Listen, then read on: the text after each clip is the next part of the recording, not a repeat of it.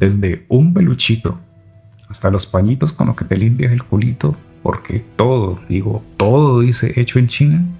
Vamos a tratar de explicar de una forma breve y sencilla cómo un país agricultor como China pasó a convertirse en 50 años en la potencia tecnológica que es hoy en día. Soy Seba y esto es Sesgo Latente. Vamos allá. Todo comenzó hace mucho tiempo en algún lugar llamado China, en el año 78. China en ese momento era un país agrícola muy pobre. Miremos el Producto Interno Bruto, que es el tamaño de la economía de 150.000 millones, dividido en 800 millones de habitantes, era menos de $200. Estaban realmente en la olla, como diría uno. Hasta que alguien vino a hacer unos cambios donde comenzó todo. Este señor fue el arquitecto de esa revolución. Deng Xiaoping, me disculpan si no lo pronuncio bien, la verdad, para el mandarín poco. Bueno, este señor era un militar en alto rango. Básicamente tenía una idea donde decía algo, pues no textualmente, que bueno, sé que somos comunistas, pero juguemos al capitalismo con nuestras reglas. Y implementar unas reformas que les explicaré a continuación. Estas reformas y aperturas se dieron en diciembre del 78. Comenzó con algo gradual, al menos en la parte agroindustrial.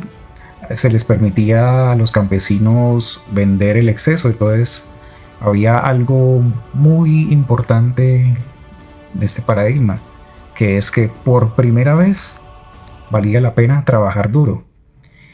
Básicamente China le dijo al mundo: vengan, nosotros tenemos mano de obra barata, ustedes pongan capital y tecnología y hagámosle a conquistar el mundo. Parte de este proceso también consistió en la creación de zonas económicas especiales. Hagan de cuenta, pues, una zona franca, pero a una escala muchísimo mayor.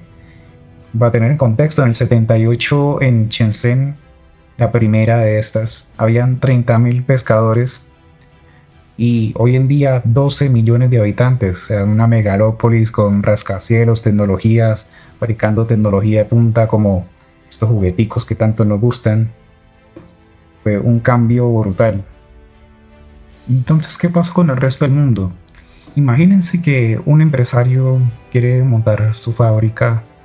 ¿Qué elegiría? Un lugar, un país donde un trabajador le cueste $1.500 al mes, hayan sindicatos fuertes, o un país como China, donde más de 300 millones de personas migraron a hacer cualquier tipo de trabajo, donde les pagarían una miseria, que además el país incluso le garantizaba que no iba a haber huelga.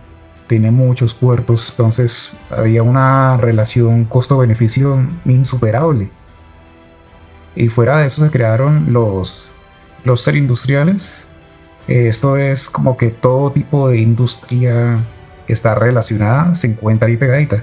Por ejemplo, una industria textil que haga esta camisa y en 2 cuadras está la que hace los botones. Entonces eso abarata muchísimo más los costos. Para rematar, otro acontecimiento muy importante se dio en el 2001, el ingreso de China a la Organización Mundial del Comercio. Antes de esto, los países podían poner impuestos y aranceles para proteger la industria nacional, pero después de eso, las reglas de juego cambiaron mucho. China inundó el mundo.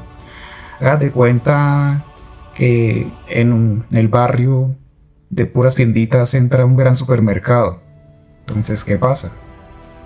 Costos mucho más baratos, los demás quiebran. Unos se benefician, otros no, porque el dueño de la tienda, el vecino, ahora se quedó sin trabajo, y pues esto a escala global. Pero como todo en la vida, cada acción tiene sus consecuencias. Y aquí también pasó, por lo menos a nivel ambiental. Hay unos ríos muy contaminados, tóxicos en China. El smog, ese humo contaminante con partículas visibles del espacio. A nivel social, una esclavitud laboral terrible, jornadas de 12 horas, campos de concentración ahí donde los trabajadores duermen como hormigas unos sobre otros. Bueno, desigualdad obviamente porque la riqueza se iba para los grandes industriales y el Estado. Y así fue escalando hasta que exponencialmente ya China tiene el 30% de la producción mundial manufactura. O sea, imagínense, un país de los 195 que hay en el mundo tiene el 30%. Eso es absurdo. Sí, hay muchos chinos, 1400 pico de millones, que eso es como el 17% de la población mundial, pero aún así lo que lograron pues increíble. Y pero con eso mismo pues arrasó con industrias de muchos países en desarrollo. Nadie realmente puede competir con China. Hay cosas que han cambiado, digamos, mejorado un poquito. Por lo menos China, al ser tan exitosa, pues sus empleados exigieron mejores salarios, pero por ejemplo Shanghái tiene un salario mínimo de $385, que sí, no sigue siendo tan barato como antes, pero pues deja de ser menos competitivo a gran escala. Ya es muy similar a lo que se ve en Latinoamérica. Ya la gente está viejita, pero ellos tienen un plan B. Por lo menos muchas fábricas de China están moviéndolas para Bangladesh, México, India, Vietnam.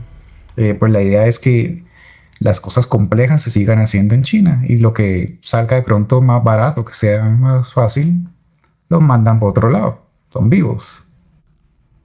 ¿Podemos decir entonces que China está perdiendo su poderío, su influencia? No. Más bien yo diría que está habiendo una transformación. Si ellos quieren dejar de ser la fábrica, convertirse en laboratorio del mundo, crear toda clase de artículos electrónicos, carros, chips, inteligencia artificial. Por cierto, algún día trataré el tema que es muy interesante pero muy complejo de la Guerra Fría entre China y Estados Unidos, que desafortunadamente Estados Unidos la está perdiendo. Sí. Bueno, y aquí llegamos viendo eso en un dispositivo fabricado en China, audífonos creados en China, esta ropa hecha en China, preguntándonos si China es buena o mala. Pues ni lo uno ni lo otro. Ellos supieron jugar su juego mejor que los que crearon el capitalismo. Y pues llegaron a una posición donde nadie se siente pues ya cómodo ser tan dependientes.